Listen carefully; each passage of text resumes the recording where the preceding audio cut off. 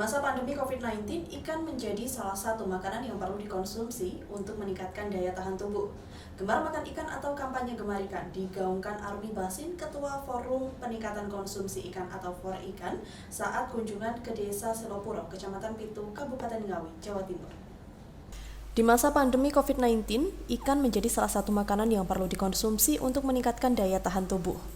Gemar makan ikan atau kampanye gemar ikan digaungkan Army Basin, Ketua Forum Peningkatan Konsumsi Ikan atau FORIKAN, saat kunjungan di Desa Selopuro, Kecamatan Pitu, Kabupaten Ngawi, Jawa Timur. Selain kampanye gemar makan ikan, istri Wakil Gubernur Jatim Emil Dardak itu juga memberikan 150 paket bantuan. Army Basin berharap bantuan yang diberikan dapat digunakan untuk pemenuhan nutrisi, terutama untuk ibu dan anak-anak. Di Kabupaten Ngawi, budidaya ikan tawar sudah dikembangkan untuk menunjang pemenuhan gizi warga. Sosialisasi untuk meningkatkan konsumsi ikan juga terus dilakukan, salah satunya untuk pencegahan stunting dan gizi buruk pada anak-anak. Selain itu, perkembangan anak sejak dini juga sudah diawasi anggota PKK yang aktif di Posyandu. Pemenuhan gizi juga ditekankan untuk ibu hamil, sebab akan berpengaruh terhadap bayi yang akan lahir. Army Basin juga menyinggung sedikit tentang UMKM yang ada di Kabupaten Ngawi. Akibat dampak dari pandemi COVID-19 ini banyak menghambat laju perekonomian di seluruh daerah, terutama dalam bidang UMKM.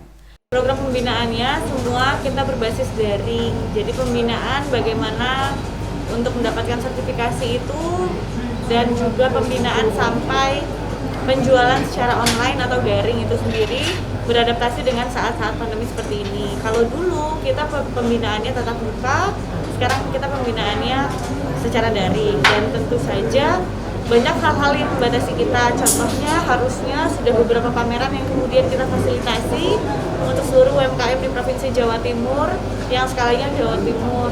Tetapi sekarang kami terus mencari format bagaimana mengganti fasilitas itu menjadi fasilitas yang lain, mungkin via online dan seterusnya.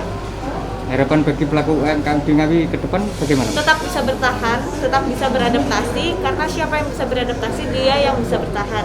Karena terutama di Jawa Timur, UMKM itu menyumbang PDRB yang luar biasa besar, menjadi tulang punggung di Jawa Timur secara perekonomian, sehingga harapan kita untuk UMKM itu, dan kita di pemerintah Provinsi Jawa Timur pasti akan mengorbankan, bahkan di kabupaten kota pasti akan memprioritaskan UMKM itu, entah untuk pembinaannya, entah untuk kesejahteraannya dan seterusnya, karena mereka lah tulang punggung kita.